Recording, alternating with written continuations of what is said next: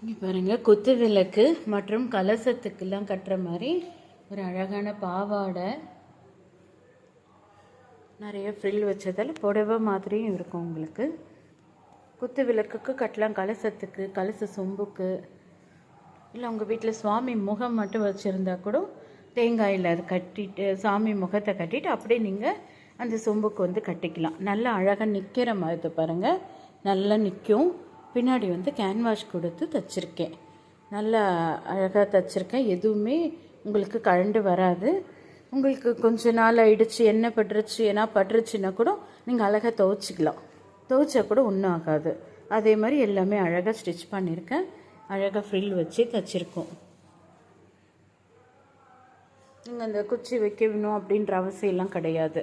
அழகாக அப்படியே நீங்கள் கட்டலாம், நல்லா நிற்கும். பாருங்கள், அழகாக நிற்கும்.